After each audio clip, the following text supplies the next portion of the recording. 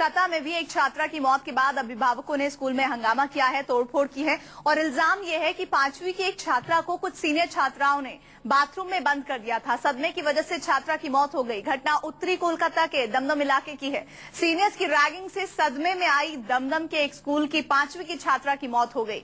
छात्रा की मौत के बाद आज स्कूल में अभिभावकों ने जमकर हंगामा किया है और तोड़फोड़ की है। राज्य के शिक्षा मंत्री ने पूरे मामले की जांच के आदेश दिए हैं। परिवार के मुताबिक 11 साल की इस छात्रा को पिछले हफ्ते सदमे की हालत में एक नर्सिंग होम में भर्ती करवाया गया था। माता पिता का आरोप है कि स्कूल के कुछ सीनियर्स उससे 100 रुपए मांग रहे थे, लेकिन छात्रा ने जब ये पैसे उन्हें नहीं दिए तो पिछले हफ्ते सीनियर्स ने उसे बाथरूम में बंद कर दिया। स्कूल के अटेंडेंट ने बाथरूम से उसके रोने की आवाज सुनी, जिसके बाद उसे घर ले जाया गया। माता पिता का आरोप है कि इस घटना से उनकी बेटी इतने सदमे में आ गई है कि उसे नर्सिंग होम में भर्ती कराना पड़ा, जहां इलाज के दौरान उसकी मौत हो गई। तो ये दमदम कॉलेज स्कूल की तस्वीरें हैं, जहां पर 5वीं की छात्रा के साथ रैगिंग हुई है। उसके सीनियर छात्राओं ने उसके साथ रैगिंग की है, उसे बाथरूम में बंद कर दिया और महज 100 रुपए के लिए ये पूरा मामला हुआ है। बाद में पिछले हफ्ते की घटना है और उसके बाद परिवार के लोगों ने उस 5वीं की छात्रा को स्कूल में जिस तरह के हालात थे उसके बाद अस्पताल में भर्ती करवाया, लेकिन अब उसकी मौत हो गई, जिसके बाद अभिभावक गुस्से में हैं।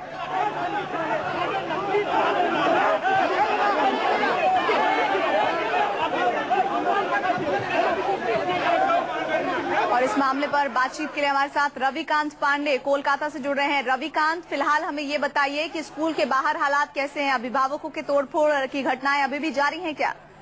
जी बिल्कुल, वहाँ पे अशांत का माहौल बना हुआ है। काफी गंभीर मामला ये बताया गया और जो स्थानीय लोग के साथ साथ जो अभिभावक हैं और सैकड़ों के तादाद में वहाँ पे जुट गए हैं और उन लोगों का गुस्सा है कि जब ये हो रहा था तो जब वो बाथरूम में 3 घंटे तक बंद थी तो आखिर स्कूल के किसी भी अधिकारी को या कोई उसे देखा क्यों नहीं तब तक। और इस तरह की इस घटना ने एक नया मोड़, तो अभी वहाँ पे हालत काफी गंभीर है और कई शिक्षक भी आज स्कूल नहीं पहुँच पाए।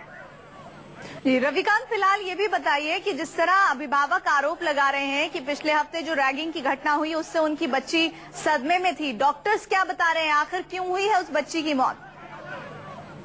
देखिए, वो पिछले सप्ताह जो हुआ है वो 100 रुपए के लिए वो बार बार मतलब काफी टेंशन में थी, मानसिक तौर पे उस पर दबाव भी था और अचानक 3 जो छात्राएं 9वीं और 10वीं के कुछ छात्राओं ने उसे उस बाथरूम में बंद कर दिया था।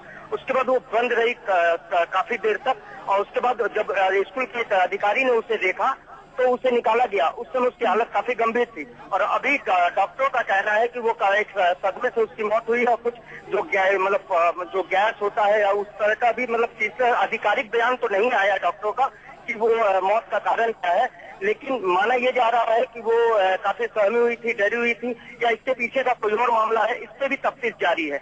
और ये जो पूरा घटनाक्रम हो रहा है, स्कूल की तरफ से कोई दलील, कोई बात कही जा रही है जिसके जरिए और साफ हो पाए कि आखिर मामला कैसे यहाँ तक पहुँच गया?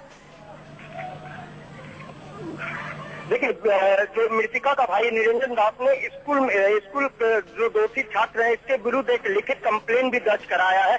हालांकि इस शिकायत में किसी का भी नाम उल्लेख नहीं किया गया है। इंद्रानी के पिता जो है शांतनु दास, वो प्रिंटिंग के व्यवसाय से भी जुड़े हुए हैं।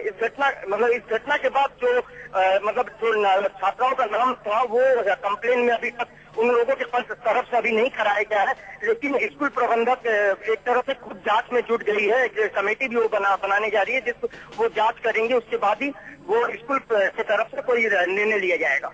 नहीं, जैसा आप बता रहे हैं कि स्कूल के ही एक अटेंडेंट ने रोने की आवाज सुनी है, तब उस बच्ची को बाथरूम से बाहर निकाला गया, लेकिन क्या ये पता चल पाया कि कितने देर तक वो बच्ची बाथरूम में रही और इस वजह से उसके मानसिक स्तर पर बहुत बुरा असर, गहरा असर पड़ा और वो सदमे में चली गई? जी बिल्कुल, वो बाथरूम में थी, वहाँ के एक अधिकारी ने उसे देखा, उसके बाद उसे निकाला गया और उसकी उस समय हालत खराब थी। उसे घर लाया गया जिससे उसकी तबीयत और बिगड़ने लगी थी और बुधवार का दिन था, उसकी स्थिति काफी दयनीय हो गया था। दिन के करीब 11:30 बजे उसने दम तोड़ा। जब उसके परिजन ने उसे डॉक्टर को दिखाने ले गया, उस समय अचानक उसकी और तबीयत बिगड़ गई और वो उसने दम तोड़ दिया।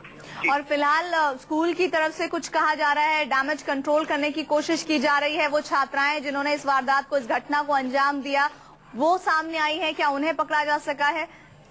जी बिल्कुल, अभी कोई सामने नहीं आ रहा है। न वो छात्राएं 9वीं और 10वीं की कुछ छात्राएं हैं, लेकिन अभी तक वो लोग सामने नहीं आ रहे हैं और स्कूल प्रबंधक भी अभी खुल के कुछ बोल नहीं रहा इस विषय पे।